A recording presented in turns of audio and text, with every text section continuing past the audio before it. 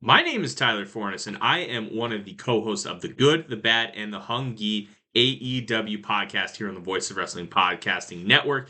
We take a broad scope approach to the world of All Elite Wrestling and the entire universe of Tony Khan. We talk about the big matches, the big stars, the promos, the storylines, and we also look at it from a big picture perspective. How are things going to change over the course of the next 10 years with AEW still in the picture? How are companies like WWE going to adapt and adjust to AEW? Are they going to be a similar way like they did with WCW in the late 1990s? Will there be a counterpunch? We talk about all of that and more on The Good, the Bad, and the Hungy every week on the Voice of Wrestling Network. Hello, Voices of Wrestling listener. Dave Ryan here.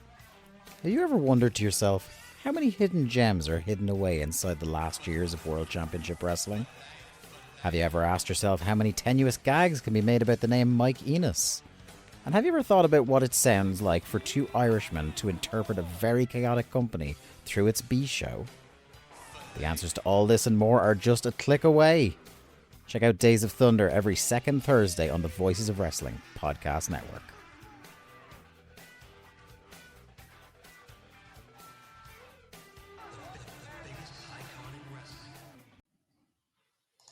This podcast is a member of the Voices of Wrestling Podcasting Network. Visit voicesofwrestling.com to hear the rest of our great podcasts, as well as show reviews, columns, opinions, and updates across the world of wrestling. Competition starting to get thick, it's the click, so I hope you watch your A game. Ain't made no rain from the break for red lights, it's all inside. Hold your breath, but it won't last. The walls are closing in, I'm barely standing tall, but I'll survive the fall. Break for red lights, the storm is here. I'll face my demons, strong I feel. The crowd will break, but I won't break with it. I'll rise above and I won't crack.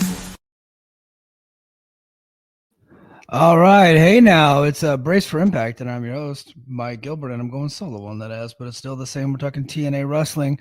You guys got a little taste of the Mike and JD show intro and we kicked over to Brace for Impact. That's because this was supposed to be the Mike and JD show, and I'll give you a little backstory.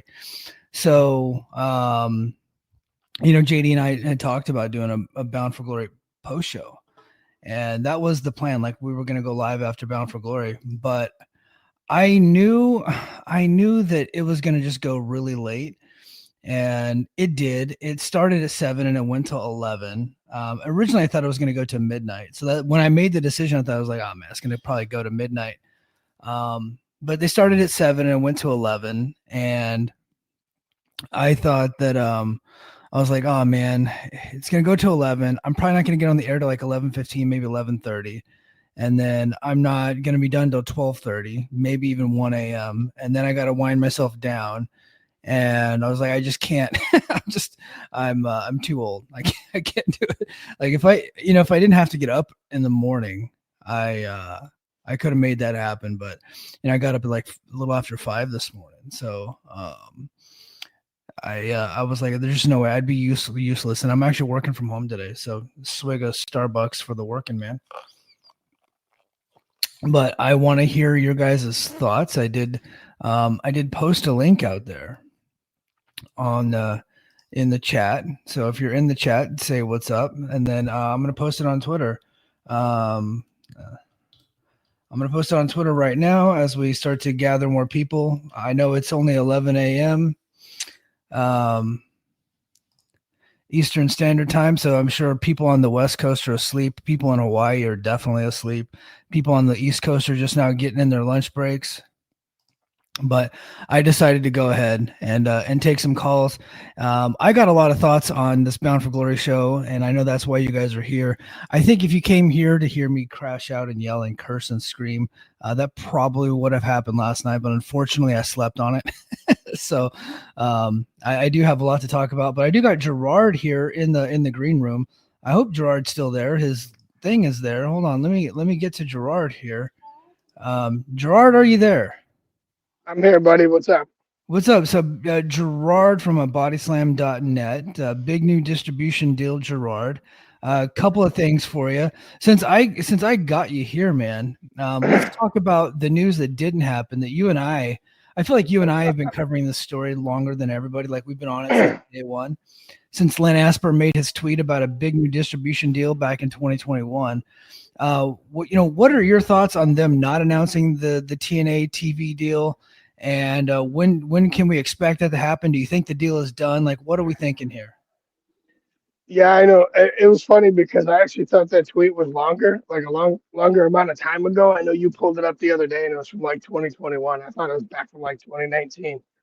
But either way, it's been too long. It seems like we finally have somebody competent enough to pull it off now. So um, and you and I kind of talked about this in the chat earlier, but you know, the way that they normally do business, and I think you were the one that pointed this out, is like nobody ever announces stuff on TV anymore, right? So like, even Carlos saying Bound for Glory was the goal, like that wasn't gonna happen. It'll be like, it'll be Sports Illustrated, it'll be all these different big outlets that'll just drop it at the same time. And they'll hopefully have all the details on it and all that stuff so that we can cover it. But Yeah, that's my thing. Like, and I think BQ pointed this out on his show. And honestly, we should know better. So here's what we did. We created an expectation that this was going to be announced at Bound for Glory. TNA never said it was going to be announced at Bound for Glory. No one from TNA ever even hinted that it would be announced at Bound for Glory.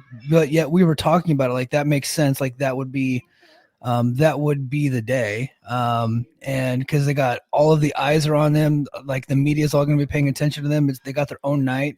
Like we just said that would make sense. But when it doesn't happen, we get mad. And I'm like, well, that doesn't make any sense. Like that's unfair to TNA. I wouldn't get mad at them for an expectation that they never really agreed to.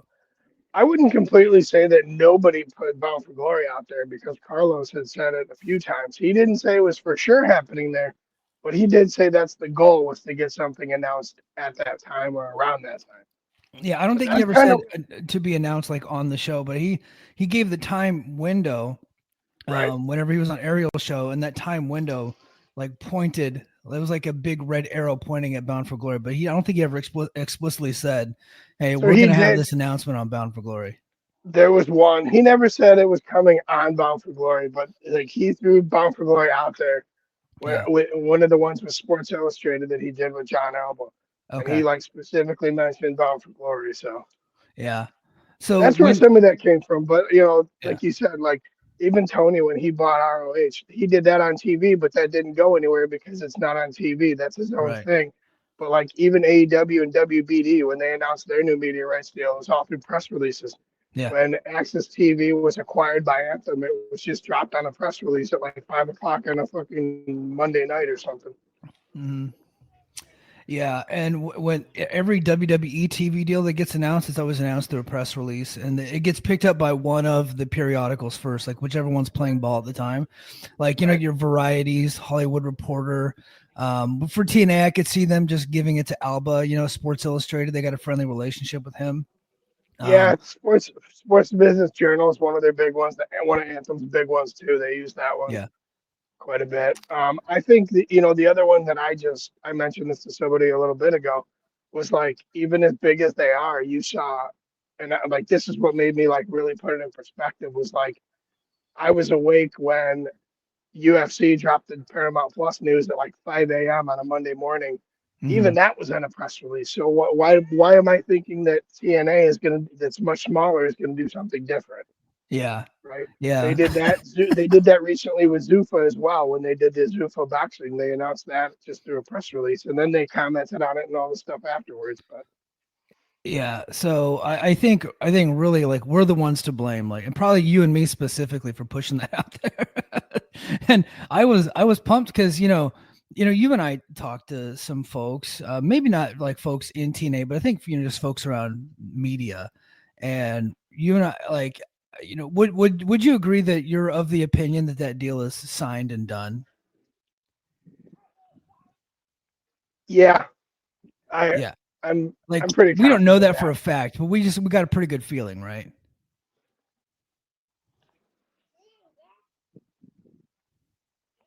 Gerard, are you there? Oh man, we're talking TV deal stuff, and I think Gerard dropped off. Oh man, you still hear me? Yeah, I can hear you now. So, Okay. like, what I was saying is, hey, do you think that it's done? That the TV deal is done? Yeah, I think it's done. I think it's a done deal. And if you were a betting I man, don't I don't know that for sure, but no, I no. an educated guess says that it's a done deal. Yeah. So I think I've talked to enough people and you've talked to enough people that everybody seems to be on the same page. That like we all think that it's probably done, that deal is done. And then in fact, Sean Ross Sapp on Fightful Select put out a story that the talent said that they expect to hear an announcement soon. So I'm like pretty confident that deal is done. If we're betting men, I'm gonna pick a channel, you pick a channel. What are we thinking?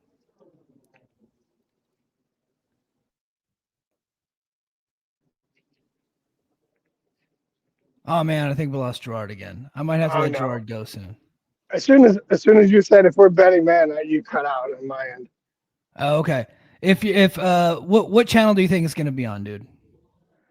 I think it's going to be on the CW. I think Yeah. it makes the most sense with like the partnership with WWE and the synergy and everything they got going on there. Because look at how much WWE hyped or CW hyped up just doing that showdown show. Like it was on their social media was all over it. I'm talking the CW now. Like their CW's all over it. Their PR was all over it. Uh, NXT social media was all over it. It was crazy to see NXT social media hyping Bound for Glory last night. By the way, um, that never seems like it's real, even 8, 10 months later. But yeah, Yeah. I think CW makes the most sense just with the constant. And we've gotten multiple reports from the guys at Body Slam said this, and then Fightful Select said it. This is going to be a long-term partnership with NXT or WWE. So Yeah. That makes the most sense to me because I feel like TNA being on NXT so much is like their way of introducing the TNA characters to the CW network. right, And that way, whenever they do introduce Impact, the TV show, they're not doing it cold. So that makes sense to me. Now, like the date is going to be up in the air. It looks like they're going dark for a little while. We don't know that for a fact.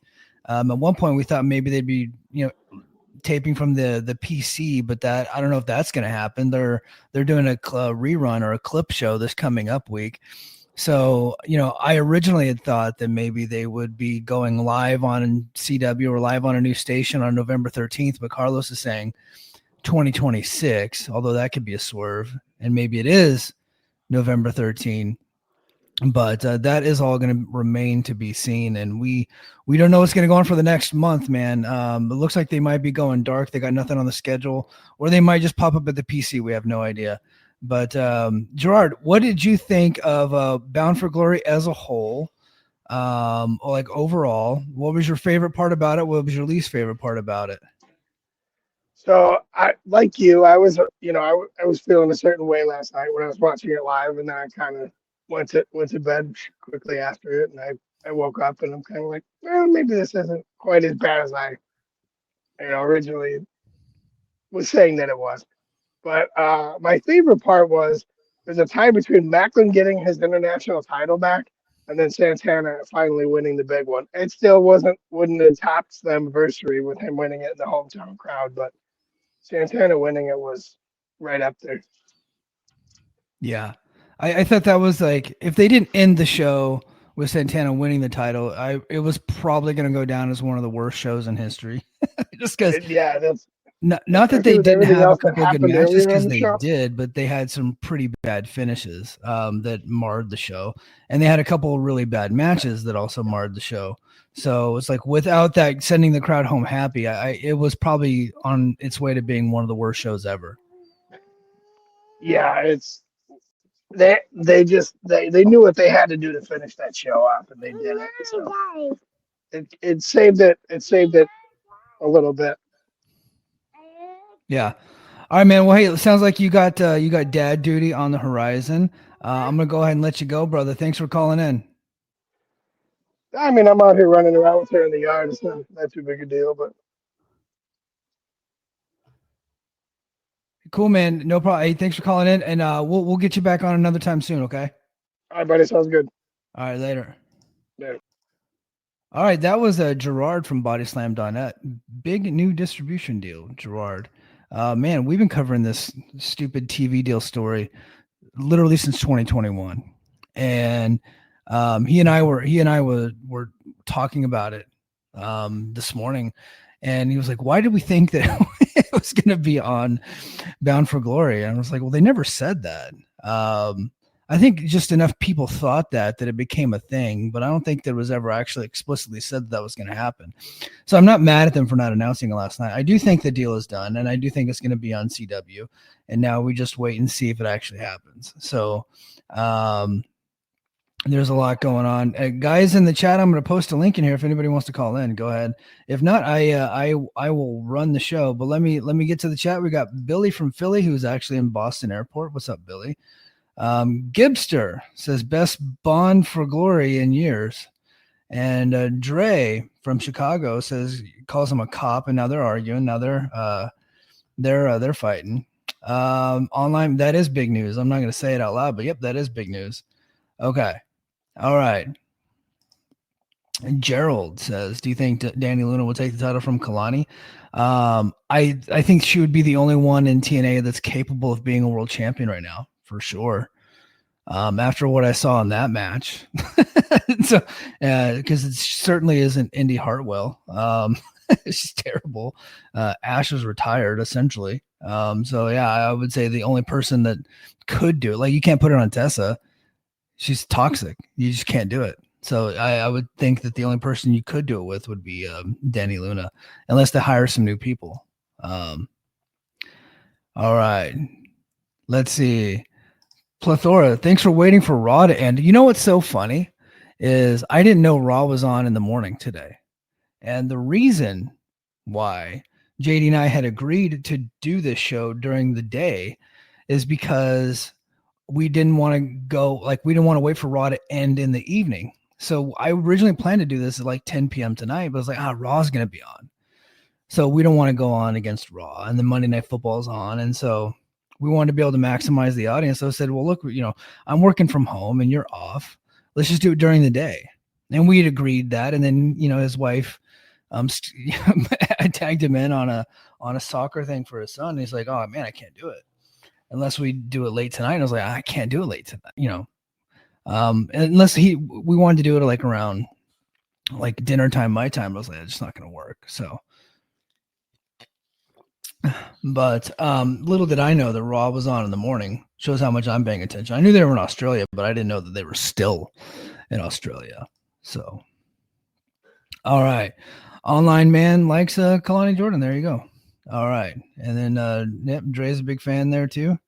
All right. Gerald says, I need TNA to get a TV deal in South Africa. I haven't watched the show and probably seen they did the YouTube free show. I didn't know that they weren't on TV in South Africa. I thought they were, but it looks like they haven't been on since 2022. Oh, all right. So there you go. And S-Bub says Collar Shot Gauntlet was a bad match with a terrible finish. At least Javon and Leon was awesome match before the terrible finish. Yeah. So I'm going to get to all these, finishes. And my overall thoughts on the show here in a sec. But, one of the big news bits from the show was the attendance record. I told you guys last week, I was like, if they get anywhere close to 7, they're announcing they broke that attendance record, because they've been putting it out there for weeks now that they were wanting to do it. Like this was their goal. Now what they've done is they've set up this expectation that they're going to reach this goal. And if they don't get it, they're going to be seen as failures. So what they do is if they get anywhere close, like nobody has access to the data, you can just say it, right? But when you're looking at the show, you see the empty seats. It's like we can see you guys. Like now it's a big crowd. There's a lot of people there. And the truth was probably very impressive. anywhere from 6 to 6,500. And if they would have announced that, that would have been a big deal. But because they set up the expectation that they have to beat Slammiversary, they have to go in and announce that they broke the record. And now nobody believes it. Now, people, when it comes to TNA, people are going to assume failure no matter what, right? So there is that section of the audience, like a lot of them are AEW like sickos, and or they covered TNA when they were at their peak and how often they would shit the bed, and like it became like a whole thing. And now it's like sport hating on TNA. I get that. But here I am. I feel like I'm a pretty reasonable guy. And I see WrestleTix put out a number like, a little over 6,000. I was like, okay, that's, hours before bell time with walk up, they could probably get up to about 65. So I was like, it's like, anywhere from 6 to 6,500. That's a good day at the office if you're TNA. A couple years ago, they were having trouble getting 1,000. In fact, they did 6 shows in Cicero Stadium in Chicago a couple years ago. And those 6 shows combined probably didn't beat this singular show. Right. That's a good. So if they would have just put out the truth, I think that would have been good. But instead, now look, do I have any evidence they're lying? Of course not. All I have is my eyes. It's like I have my eyes and I have crowd shots from people that were there. Look, it's a 10,000 seater. And so they were blocking off sections anyway, because they only had it set up for a certain amount. But, so that isn't really indicative of like it being less than 7,000, but I'm like looking at like just watching in the ring, and there's scattered empty seats all over the arena. So I was like, you can't tell me that you got 7,800 in that place. Like, I just don't believe it. Right. And no, like the only people that believe it are the people that already wanted to believe it. Right. And no matter what TNA says, they're going to accept it as truth. They're going to accept it as fact. Right. I wish I could live my life like that, just believing things that people tell me at face value. But I just, especially when it comes to pro wrestling companies, like they're full of it. They're consistently full of it. And TNA is no different. Right. But if you're one of those, it's like, oh, well, wrestling company said it must be true. Like, I want to believe it. So it's true. It's like, okay, well, go ahead. Like, I'm happy for you. I just can't do it. It's like, I feel like I live in reality. And I can't look at that crowd and say that was 7,800 people. I can't look at the pictures of the crowd shots. I can't talk to the people that were there. And then come away thinking that they broke the record from Slammiversary, which was very likely not the real number either. And we just saw it happen with All In, Brandon Thurston. And because that was a publicly like brokered deal in Arlington, Texas, where they were getting a tax incentive, the real number has to come out, and Brandon Thurston was able to get the real number. And it was like, I think it turned out to be significantly less than what AEW had reported. I think they had like a little over 21,000 in the building, which is insane, right? Which that like the truth is awesome. The truth is very good. But I think they said something like, closer to 30. And it was like, oh, everybody's celebrating it. And then it turns out a few months later, it's like, okay, well, the truth is still really good, but it's not as good as what you guys said it was. And so now we don't trust you, right? WWE lies about their attendance. They've always lied about their attendance. Vince McMahon used to call it the entertainment number. And that's what I see this attendance for Bound for Glory. I don't buy it for a second. And if anybody from TNA wants to hit me up in my DMs and give me the gate receipts, I'd be happy to take those. But I don't believe it. Unless somebody wants to provide me some evidence, I'm not going to believe it. Because I believe my eyes more than I believe your words, unfortunately. Especially when it comes from wrestling promoters. Like, they lie by nature. Like, they have to lie. Like, the entire business is one giant lie.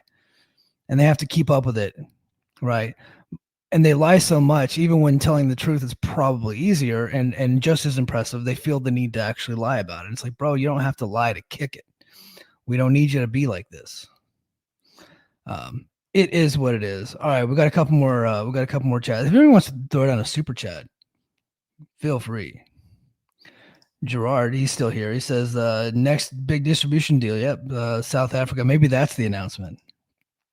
So when Len Asper made that tweet in 2021 and we were like going crazy for it because, we were thinking that I was like, oh, you know what? They had that, partnership with AEW, and, they just come off. I think it was like right around the time. I think Kenny Omega might have just dropped the title to Christian. It was like right around that time.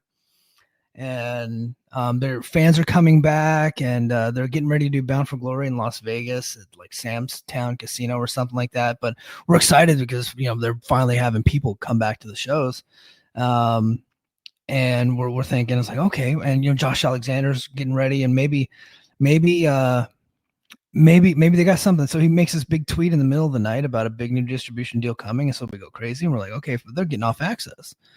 And they've upgraded. It's like, okay, the AEW friendship, partnership, whatever they want to call it, has paid off. Like that's what we're all thinking. And sure enough, it ends up being a deal in Russia and in the Baltics and like Eastern Europe. It's just like, and then like they put out a press release. It was like a couple weeks later or something like that. And I reached out to somebody from PR. And not Ross Foreman because he won't answer my emails, but it's somebody else. And they said, no, I don't think that was the deal. I think another deal's coming. I was like, okay. So I stayed on the story, and that deal never came. It literally just never came. They've been on Access since 2019. For 6 years, they've been on Access. And for 6 years, they haven't grown their television audience. Now they've grown their ticket buying audience with the help of the WWE partnership. They grew their app. So that's good, but they haven't, and they've grown, as far as revenue, but the television watching audience, they haven't. I think that they will once they move over, which I assume is CW. I could be wrong. If it's not CW, anything other than Peacock or Paramount's probably a letdown, unless they get on like FS1 or something like that. But anything other than that is going to be a significant letdown. Let's see. Gerard says they shredded the credibility of whatever live show where they were said was sold out, and there were clearly open seats all over. So that was Rebellion, and that was like another controversy. Me and David Penzer got into it from that one. And what they did is they announced a sellout a couple days in advance, but tickets were still on sale. It's like guys, like we can go to the website. We see the tickets are on sale, and someone's like they opened up new seats. It's like TNA didn't say they opened up new seats. They didn't announce that. There was never a time where that show was sold out. It just never happened. And so they lied about it, which if you're going to lie about being on, like being sold out of tickets, pull all the tickets that you have left on sale, go through with the lie, right? Or just don't lie. Just say, hey, we have limited tickets available. And then once you get to the live episode or the live show, then announce while you're live on the air, when you can't actually go and access another ticket, then say that you've sold out, right? If you're going to lie about it, but they can't even lie straight. It's like, learn how to work, kids. All right. Oh, El Plethora said Shayna would be a good signing. Yeah, look, obviously I like Shayna. I think she's a really good wrestler. WWE never really fully got behind her. I think they only signed her because she was friends with Ronda. But then they ended up liking her after a while. But they eventually just moved on. In hindsight, she could have come in immediately and took the place of Ash by Elegance. And then that would have been a big move if they would have done that. Because she had already started replacing Masha at a lot of the indie shows when Masha got canceled. So if Shayna could have come in, she could have come in immediately and killed somebody and become the champion. I don't think anybody would have scoffed at that. She's a well-liked person. She's a good wrestler, good worker. I've met Shayna, really nice. Met her in Afghanistan, super nice person, right? I think everybody would have been happy by that. But they didn't do that. They went with no one does it like Lonnie. They went with Lonnie Jordan, of all people, whom I learned of whenever she debuted. So there you go.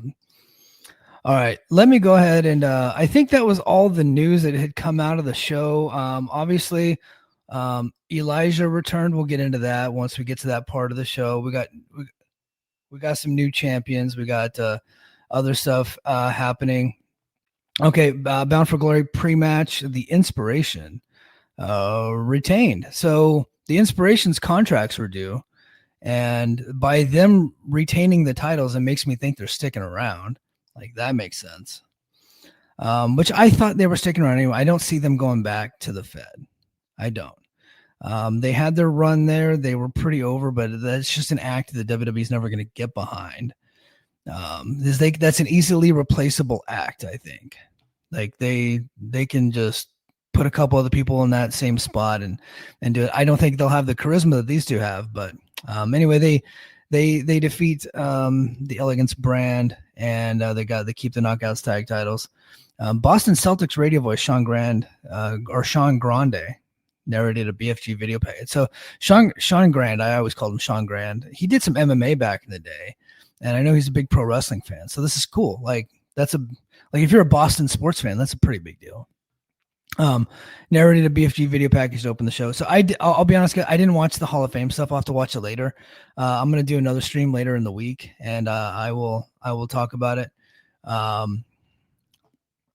So Steve Macklin came out first and had a moment with his mother. Oh, so hold on. Before that, Mackenzie Mitchell was a ring announcer. Mackenzie introduced the U.S. Marine Color Guard, and then the national anthem played, which pretty, like, I think Steve Macklin was stationed in the area at one point, and he's got a lot of ties to that area. And sure enough, he comes out, and then his mom is in the crowd, and so he had a moment with his mom. Frankie Kazarian, he then followed, and then Macklin hit Kazarian with a suicide dive. So Kazarian and Macklin was like a pretty good, like, WCW Saturday Night 1996 main event show. Like, it was our main event match. It was like 10 minutes, not a lot of gaga, just two really good pro wrestlers having a good pro wrestling match, and not endless kickouts, nothing like that.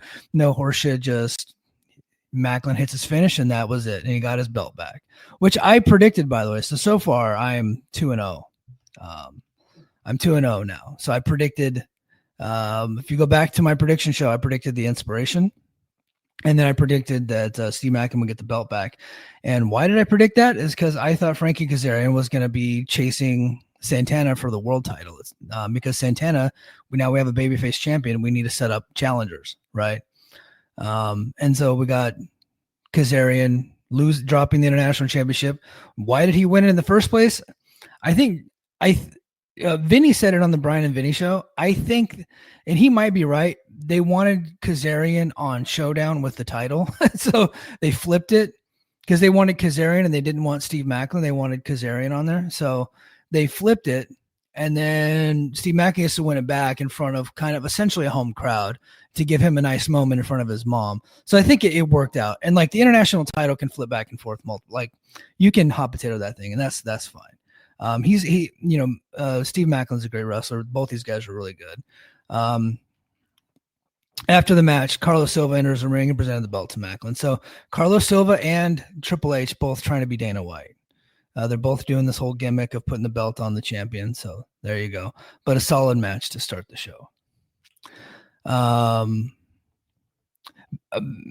Bound for Glory host Gabby Laspiza stood backstage and introduced TNA champion Trick Williams, who was accompanied by his lawyer.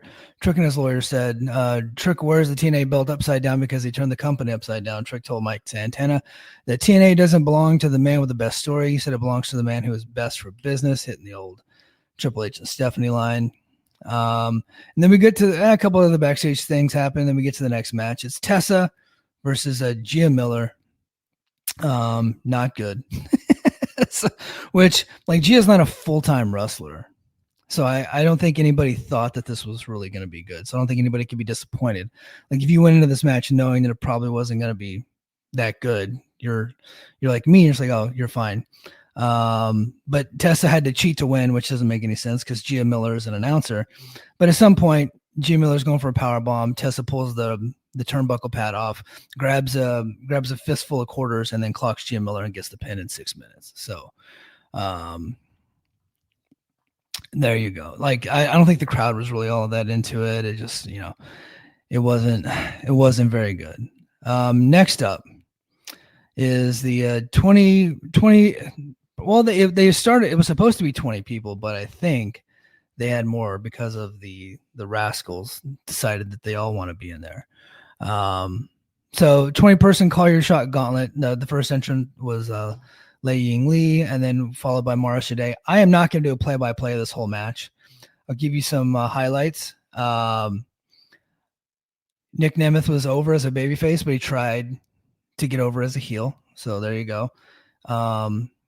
Rich Swann. So I had talked about Rich Swann. He had returned to the company over the summer at some point whenever KC Navarro got hurt. So they brought Rich Swann back. He's in incredible shape. They brought him back, and then it turns out he had booked dates elsewhere that conflicted with TNA. So they brought him back too early to do the angle. so they brought him back, and then he has to leave for like a month or two, and we don't see or hear from him. I'm thinking like, okay, maybe they brought him back and decided it wasn't a good fit, and he's gone now. But here he is. Now he's back, and he's back doing the whole gimmick with First Class with AJ Francis. I thought that First Class should have been the tag team champions coming into Bound for Glory, and not the Hardys. I thought the Hardys should have dropped it, but I have a theory on why the Hardys still have it. So there you go. AJ Francis came out. I thought he was pretty good in the match. He's a really good heel. All the Rascals ended up entering into the match. So at one point, is Zach Clayton from the new FBI? Like, he was around a couple years ago. He has a tag team partner. Can't remember his name. They were impressive, I thought.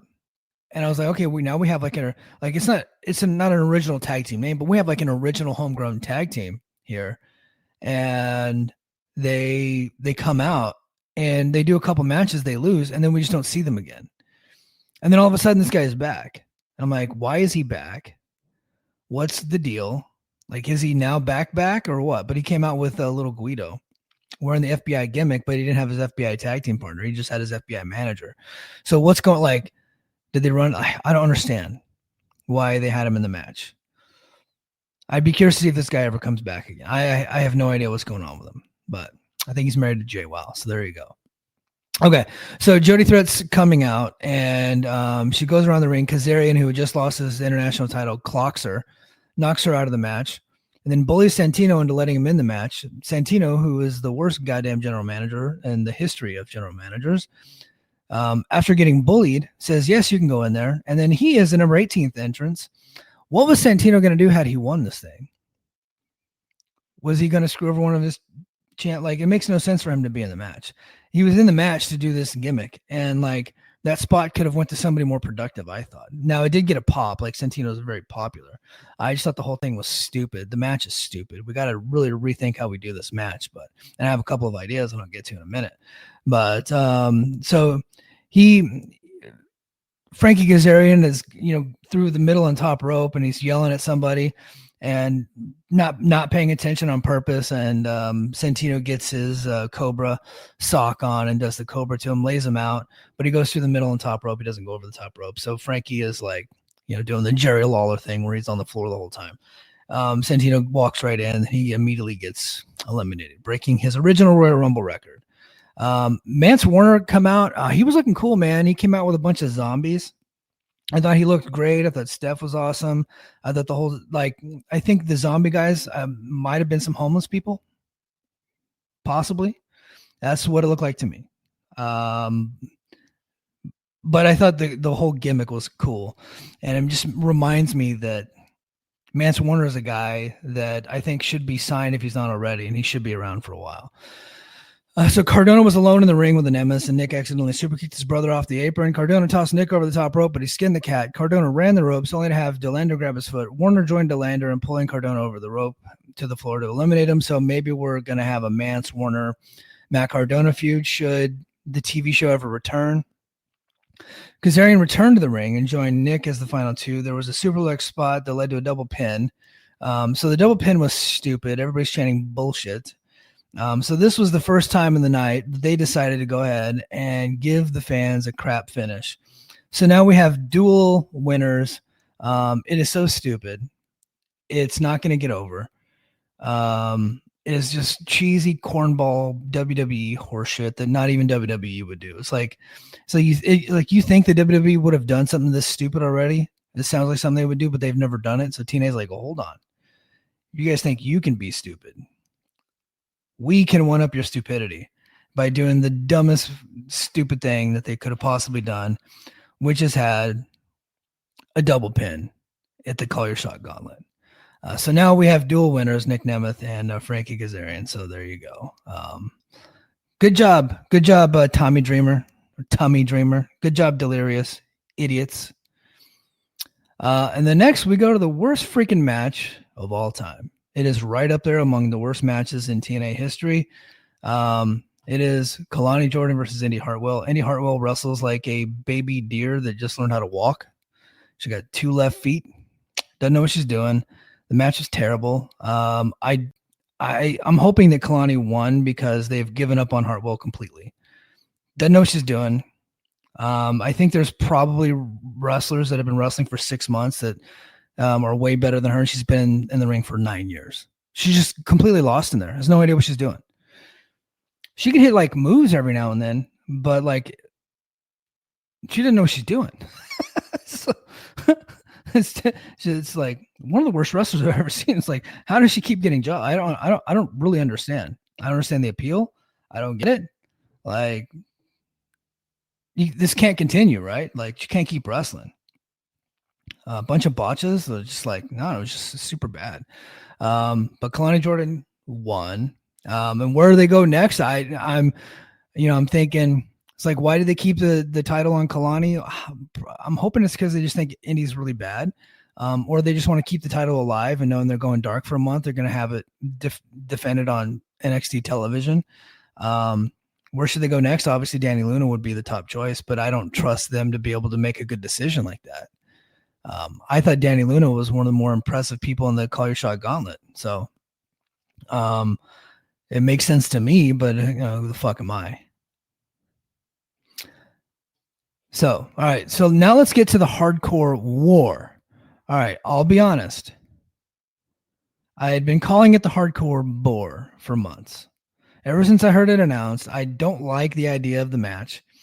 A war games without a cage. Not a good idea. And doing this where they're bringing out everybody in intervals on the same night that they're doing a Royal Rumble, also not a good idea. However, I underestimated the talent in this match. Everybody in this match was really good. And I thought it was a fantastic match. It was bloody, which I didn't think they were doing anymore. So that was cool. Like John Skyler was bloody. It had barbed wire. It had the thumbtacks. It had all the horse shit. But I thought it was a really good freaking match. And then Mustafa Ali is one of the best wrestlers in the world right now. I'm not like, I know that might be me being a TNA homer. Maybe.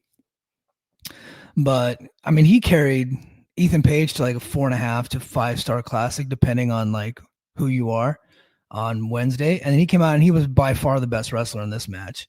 And I think the money is going to be in Mustafa Ali and Santana returning to their feud. And I think at some point they got to move that title over to Ali and have Santana chase Ali. I think that's where the money's at.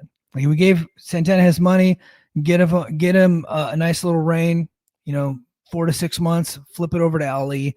And I think Ali needs to take his rightful spot at the top of this company as the top heel. And in my opinion, the best wrestler in the company. He's that good. And then I'd like to see at some point next year, Mustafa Ali and Leon Slater headlining a pay-per-view. Right. I think that's where you go.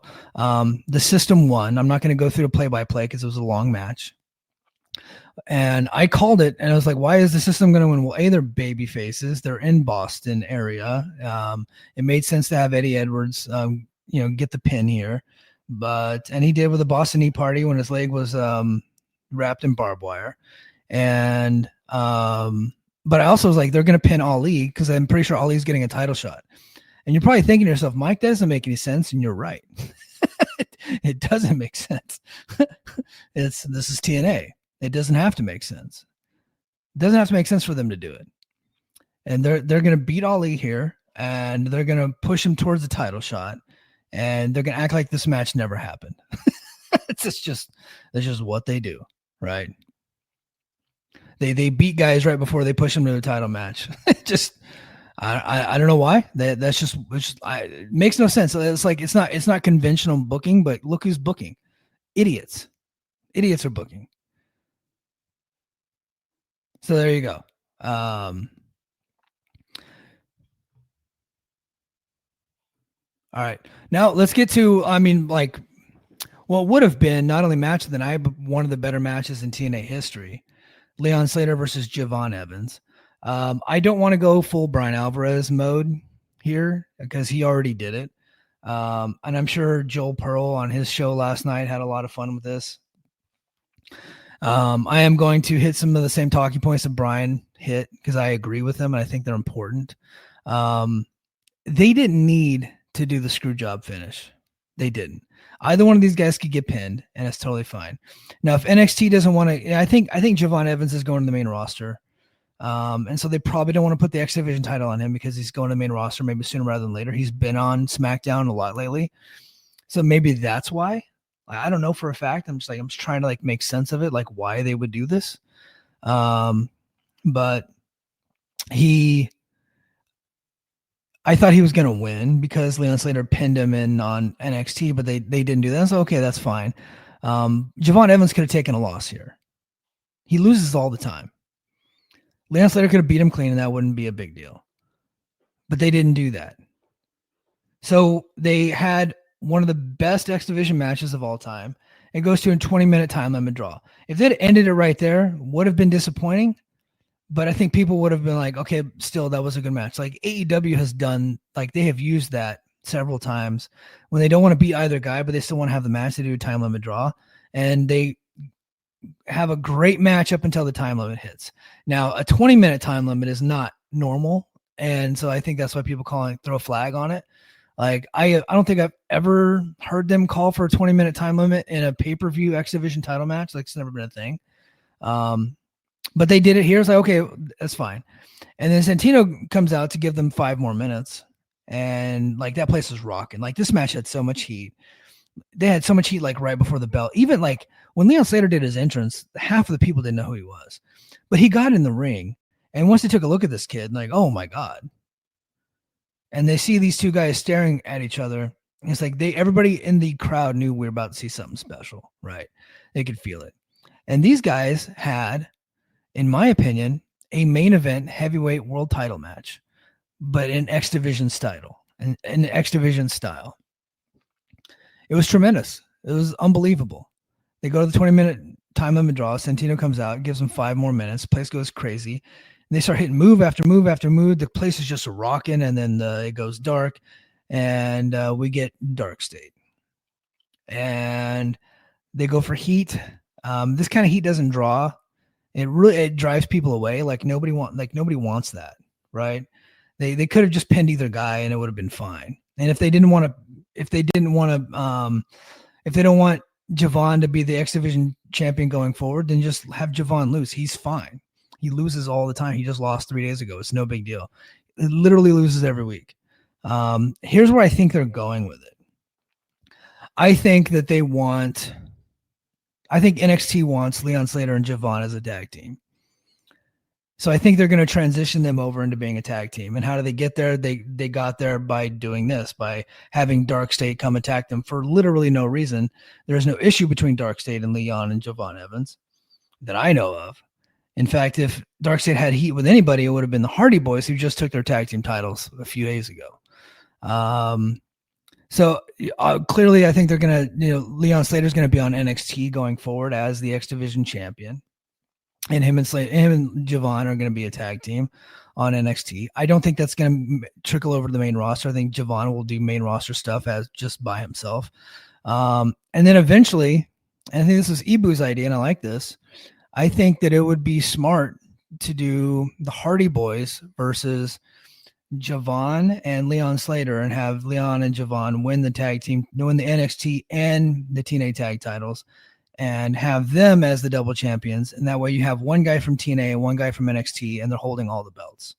I think that would make a lot of sense. They'll have to move the X Division title off of Leon to get there, but I think that's what they're going to do.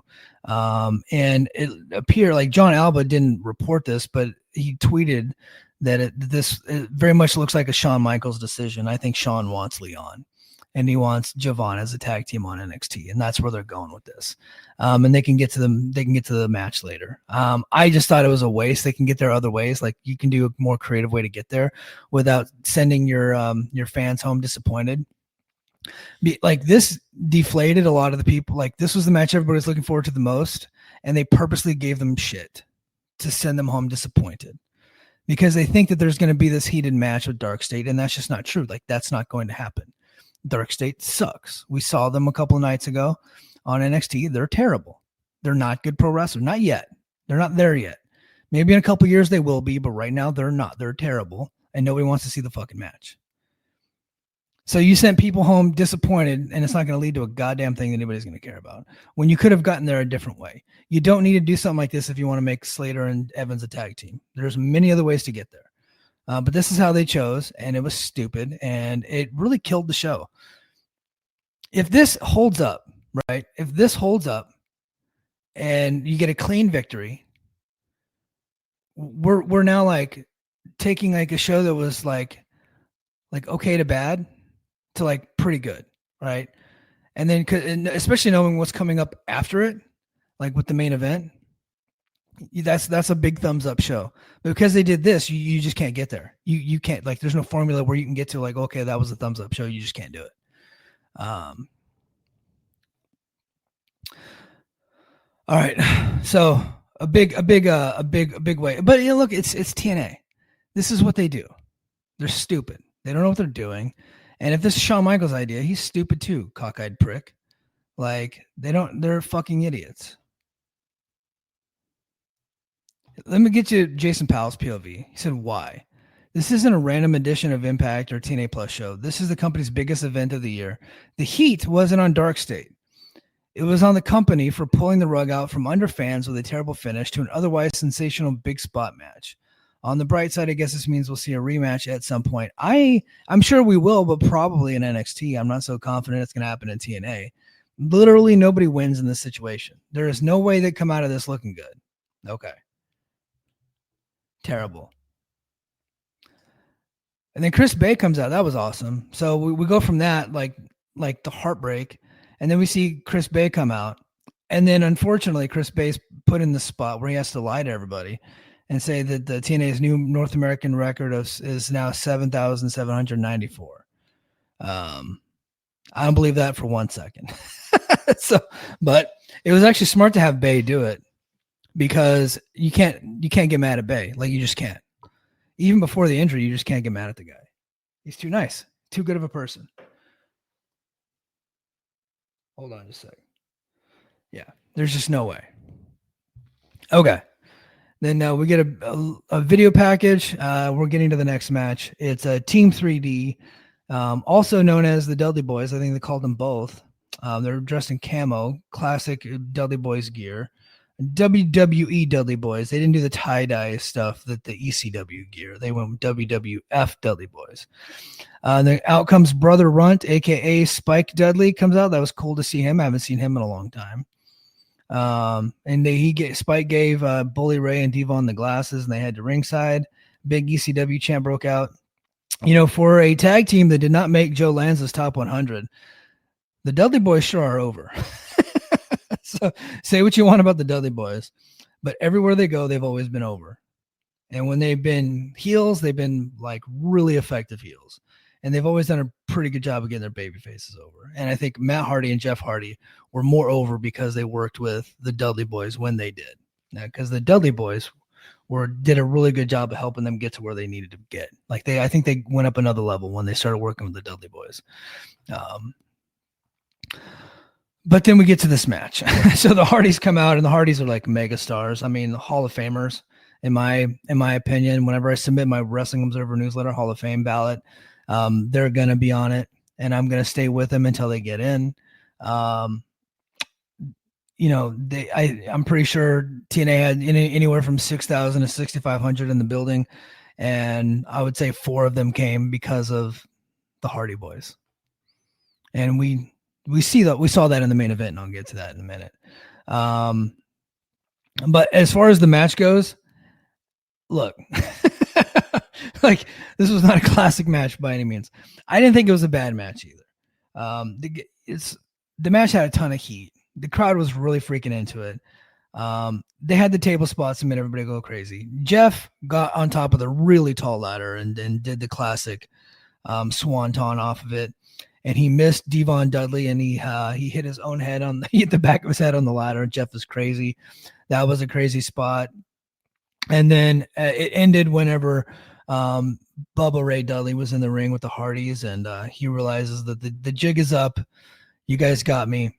He kind of essentially tapped out and allowed the Hardy Boys to put him through a table because he was exhausted and knew he was about to get beat. And if you want to give it like 2.5, 3 stars, whatever, I know for a fact that the people in that building really enjoyed it. I grew up with the Hardys and Dudleys, so I didn't hate the match. Like, was it a classic match by any means? Of course not. But did I have fun watching it? I did. At certain points, I was real worried about Devon. He's really overweight, not moving around so well. Probably shouldn't have been cleared to be in the match considering he had a stroke a couple of years ago.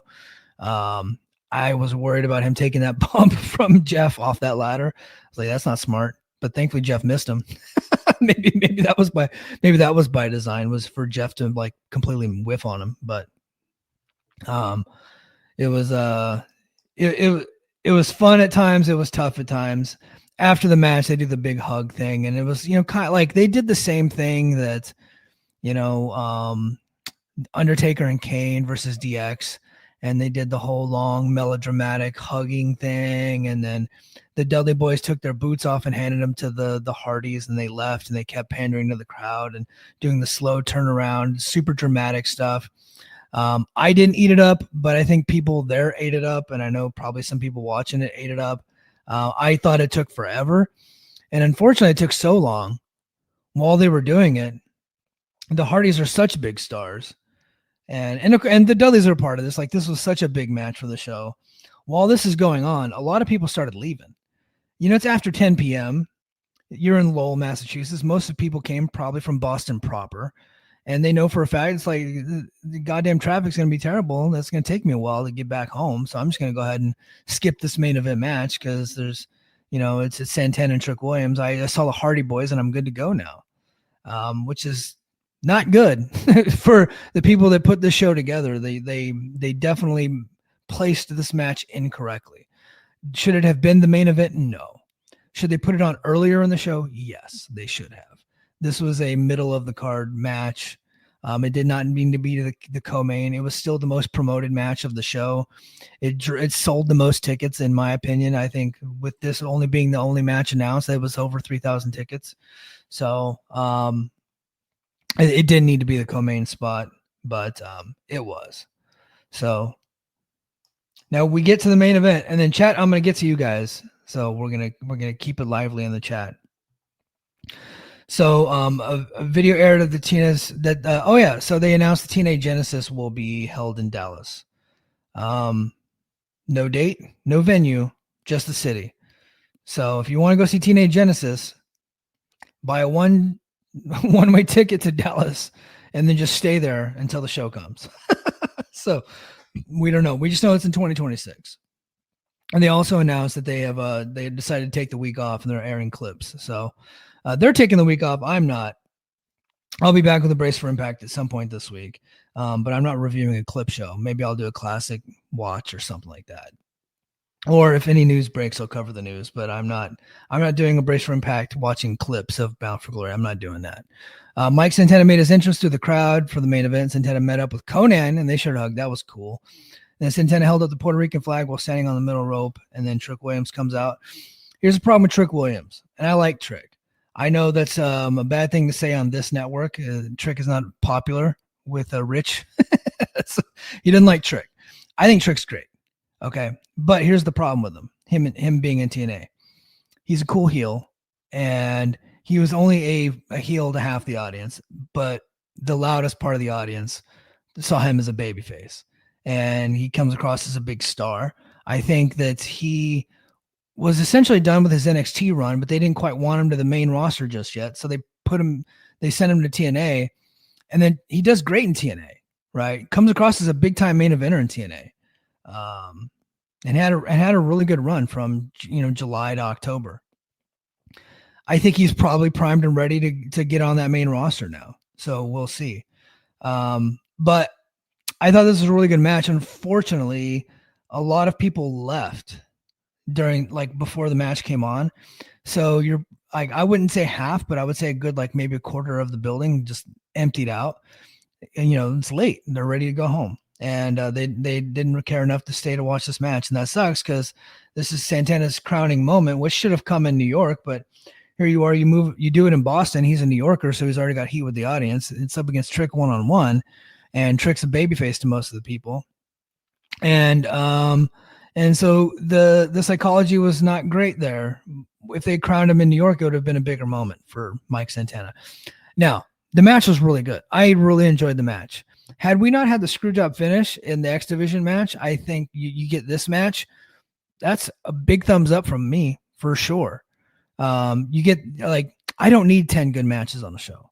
I don't. I think if you have 10 good matches, then none of them really fucking mean anything. I think if you have 3 to 4 good matches, you tell some stories, that's a pretty good show to me, right? I don't need every match to be a kick out classic. It's just not me. But you have this match, you have the Hardcore War, you have the X Division title match, and then Macklin and Frankie was a good match, but it wasn't like I'm not going to tell people to go out of the way to watch it. It's just not that good, but it's still pretty. This is a good professional wrestling match. So by the end of the night, you're like, that's a pretty good show. But they screwed you over with the X Division match, and they screwed you over with the Call Your Shot Gauntlet. Too much. They just can't get out of their own way. And then they misplaced the Dudley Boys match, the Hardys and Dudleys. That should have been earlier in the show. I would put that right after the Call Your Shot Gauntlet, for sure. Let's go to the end here. Trick wound up, but Santana rolled him into a pin for a 2 count. Santana rolled him up for another 2 count. They took turns throwing kicks at one another, and then Santana hit the spin the block for a good near fall. Trick's arm was on Santana after he kicked out, which led to another 2 count. Hannafin said no one had kicked out of the spin the block since Santana returned to TNA. Trick's lawyer showed up at ringside and mounted off of Santana, pulled him into the ring, and hit him with a spin the block. Trick used that moment to catch Santana with a trick shot and covered him for another good near fall. Santana avoided another trick shot. Santana came back with 2 more spin the block clotheslines and then got the 3 count. There was a time where they got me thinking that Trick was going to win. There was a couple moments where I'm like, oh shit, this, the lawyer spot is okay, this is typical TNA. We don't want people to be happy watching our show. We just want to get our rocks off by creating fake heat that doesn't work. So the lawyer comes in, distracts Santana. I thought that was it. I bit. Hey, I'm a mark. So Mike Santana gets the win in 16 minutes to win the TNA World Championship, his first ever world title. Santana's daughter was shown applauding, and then all of a sudden, Nick Nemeth's entrance theme played. He starts walking towards the ring with the trophy. The lights went out, and when they turned on, Elijah had returned. As you remember, on Thursday, they put Elijah back on the injury report, so that was foreshadowing for this moment, which I did bring up on Thursday. He hits Nemeth over the head with a guitar, and then we get some more chicanery, and Frankie Kazarian's in the ring, and he's trying to cash in the trophy, but he doesn't have the trophy physically. Nemeth has the trophy, so he can't do it. He ends up getting laid out by Santana. It's just like we didn't need all this. Just go off the air with Santana holding the title. You're doing too much. You don't have to do this. It's so stupid. Santana gets the belt, brings his daughter in the ring, and then that's how they go off the air. So I thought a strong main event with a really good ending. That I think that if you wanted to like the show overall, I think that probably drove you to it. But if you're a realist, you understand that a good 75% of the show just wasn't good. And you got to see some really good wrestling. You got to see some really bad finishes. You didn't really get any good surprises or nothing like that. You did get to see a historic moment with the Dudley Boys essentially retiring right in front of your eyes. So if that was important to you, then there you go. But yeah, so overall, I would say a thumbs down show because of the really bad finishes on it. I just can't get past it. Thankfully, I'm a pirate. Didn't pay. So we're good there. All right, let me get to a couple of these chats and then we're going to send it home. All right. get back to the beginning here. All right. Billy says, how soon before Carlos Silva takes the bump? It's coming. It's coming. And he also says, looks like Gia will be a wrestler. She didn't come out like an announcer, music gear. Yeah, I don't know. They only gave her 6 minutes. I don't know if she's going to be a wrestler. Dre, big fan of Gia there. All right. Billy says, do you think that's the end of Rich Swann? I think BQ reported that Rich Swann's back now. He just had to finish up some dates. So Gerard says, Hardcore War rocked. So there you go. Jay says Slater should have won clean. Yeah, you know what? I would have been fine with either guy winning clean. I just wasn't fine with what they did. Like, you can beat people. It's not that big deal. Gerard said, my only thought of 50-50 booking after the split showdown victories, Kalani kept the KO title. They knew Santana was winning the world title back, so that's 1-1 for Santana. I think you're doing Steiner math. You're overdoing it. I think you're overdoing it. I don't think any of that really matters. I think they just want them to be a tag team. And so they decide, and they want to get back to that match eventually. So, Lucky Charm, they clearly didn't learn their lesson when they put the inaugural international championship match as the main event after the Hardys. Yeah, that was something that Brian Alvarez brought up. Well, because he was in the audience whenever Macklin won the international title. And right before that was the Sami Callihan Mance Warner match. And that went on so long and wore the audience out. Everybody thought that was the main event. People just left. And then so you got poor Macklin there winning the title in front of like 150 people when there was about 2,000 before his match started. So they waited 2 years to put the title on Mike just to immediately torment us with the gauntlet bullshit. Like, come on. Yeah. So terrible. Gibson Smart. So is next week a live TNA? This coming up week is nothing. Right now they got nothing on the books. So I can only go with what I see. And as of right now, it's probably going to be a taped like show as of right now. But they have not said anything. They need to tell people. So if they're going to be live next week, it's something you'd want to promote. But they're not saying anything because maybe they just don't know. Maybe it's up in the air. I don't know. I just don't get it. All right, guys, that is going to do it for us this week. This was kind of a hybrid Mike and JD show and a hybrid Brace for Impact. It was Brace for Impact on the Mike and JD show. My JD and I will be back at some point this coming up week, and I will do another Brace for Impact for the Patreon, of course. I just know which day, probably Thursday or Friday, something like that. What I won't do is wait till 10 p.m. on Thursday after watching a clip show to recap a clip show. That's just not happening. So hopefully some news breaks and I get something to review, and I'll do that. But yep, that is going to do it for me this time. And until next time, mahalo.